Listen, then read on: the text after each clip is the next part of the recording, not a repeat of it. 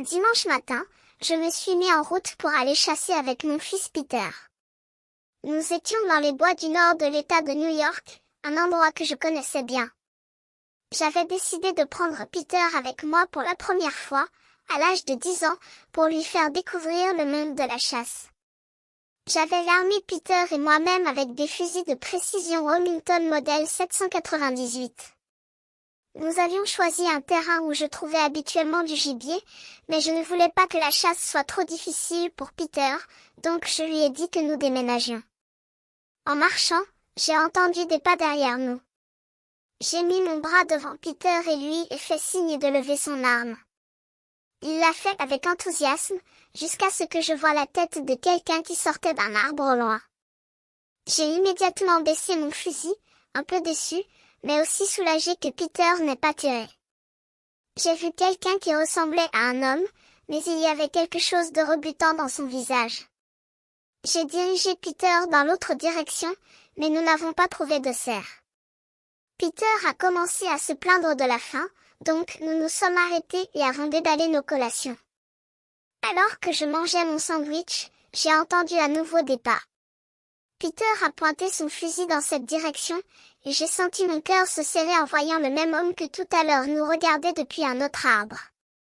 J'ai baissé mon fusil et j'ai remarqué que Peter semblait un peu mal à l'aise, tout comme moi. J'ai dit à Peter de rester là pendant que je commençais à marcher vers l'homme, essayant de me préparer émotionnellement à l'affronter. Mais je me suis arrêtée et j'ai dit, « Mais qu'est-ce que je fais? Mon fils est juste là. » J'ai précipitamment reviré vers Peter et je lui ai dit que c'était l'heure de partir. Nous avons couru vers la route, attendant mentalement le craquement d'une brindille ou le craquement d'une feuille derrière nous. Et lorsque c'est arrivé, j'ai poussé Peter à continuer. J'ai vu l'homme se reculer derrière l'arbre, hors de vue. Et puis j'ai entendu un bruit sourd, comme si quelque chose venait de tomber sur le sol.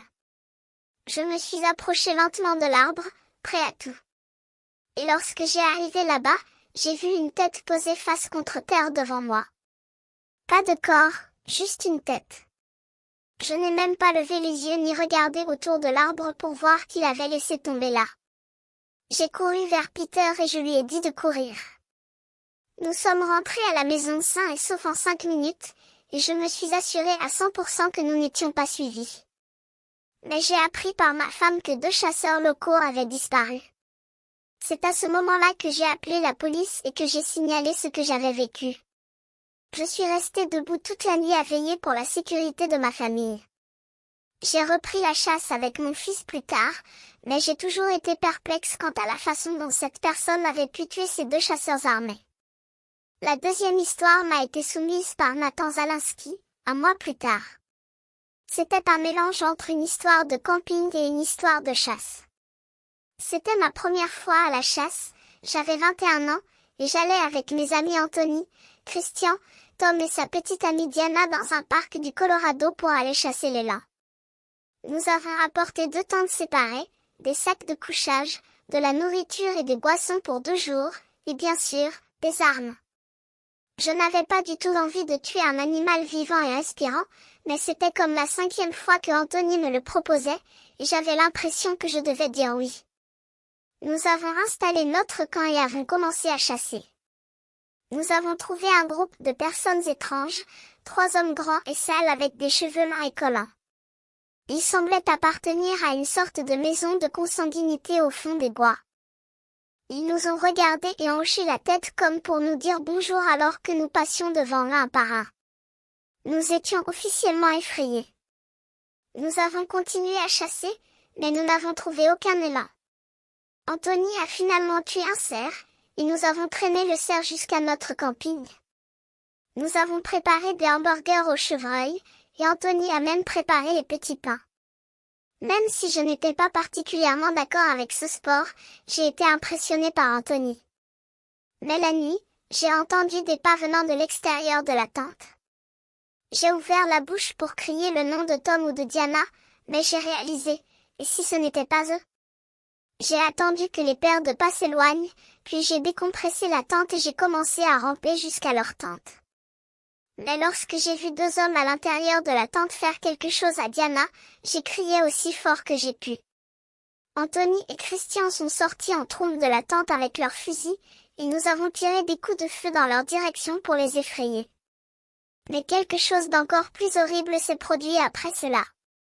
Je suis assis dans ma tour, épuisé par l'émotion de l'aventure que j'ai vécue, et je commence à écrire l'histoire de cette nuit de chasse nocturne qui a changé ma vie à jamais. J'ai toujours été un chasseur hardcore, passionné par la poursuite des sangliers dans les bois qui entourent mon jardin. Mais cette nuit-là, j'ai rencontré quelque chose de bien plus terrible que je n'aurais jamais imaginé. Je me suis caché dans ma tour, équipé de ma lunette de vision nocturne, attendant le moment propice pour tirer. Mais au lieu d'un sanglier, j'ai vu un homme portant un pantalon de survêtement noir, des chaussures noires et un sweat à capuche noire avec la capuche sur la tête. Il traînait un sac derrière lui, ce qui m'a fait penser qu'il essayait d'enterrer un corps. Mon cœur a commencé à battre la chamade, et je me suis sentie comme si j'étais dans un rêve. Je l'ai regardé, fasciné, mais il a ralenti et j'ai cru qu'il se tournait vers moi. J'ai baissé sous les murs en bois de la tour, tremblant dans mes bottes. J'avais une arme, mais l'idée de l'utiliser contre une personne me rendait malade. Je me suis fait discret, priant Dieu pour qu'il ne m'ait pas vu. Mais cela n'aurait aucun sens s'il le pouvait. Il faisait presque noir dans la forêt, et les secondes me semblaient une éternité tandis que j'attendais que les pas et les feuilles se déplacent ailleurs. Mais je n'ai entendu aucun pas. Tout ce que j'ai entendu, c'était le bruit d'un pied heurtant l'une des planches de bois de l'échelle de la tour. J'ai senti toute la tour vibrer et trembler alors qu'il y avait 2 marches supplémentaires qui montaient l'échelle. Je me suis demandé si j'allais être capable de tirer sur quelqu'un. Mais pour une raison quelconque, celui qui était là-bas a décidé de ne pas grimper jusqu'en haut, car je l'ai entendu sauter vers le sol de la forêt et commencer à traîner le sac. J'ai dû attendre pendant au moins 10 minutes avant de jeter un nouveau coup d'œil par-dessus le rebord. La côte semblait libre, et j'ai dû rentrer chez moi et prévenir la police. J'ai sauté par-dessus le rebord et je suis descendu par l'échelle, allumant ma lampe de poche pour mieux voir. Mais ce qui aurait dû être une bonne idée s'est avéré être une erreur, car j'ai entendu les pas rapides et frénétiques qui craquaient les feuilles derrière moi. J'ai jeté un coup d'œil par-dessus mon épaule et il était là, à quelques centimètres de mon visage. Je me suis retournée et lui ai tiré dans l'épaule. Il s'est arrêté et a hurlé de douleur. J'ai profité de ce moment pour terminer mon trajet jusqu'à ma maison. Une fois à la maison, j'ai appelé la police, qui est arrivée dans les 15 minutes avec toute une équipe de recherche. Je les ai conduits dans les bois à l'endroit exact où j'avais tiré sur l'homme. Une légère mais visible traînée de sang s'était répandue sur les feuilles, menant au-delà du sac mortuaire, que les policiers ont saisi, et finalement directement au maniaque, qui se cachait sous une bûche à côté d'un arbre. Il a été arrêté et jugé pour le meurtre de Jen Kansakanaki, une propriétaire japonaise d'une épicerie de quartier. Je ne connais pas toute l'histoire qui se cache derrière, mais je sais que je n'oublierai pas cette nuit-là pour le reste de ma vie. Et je le raconterai aussi pour le reste de ma vie.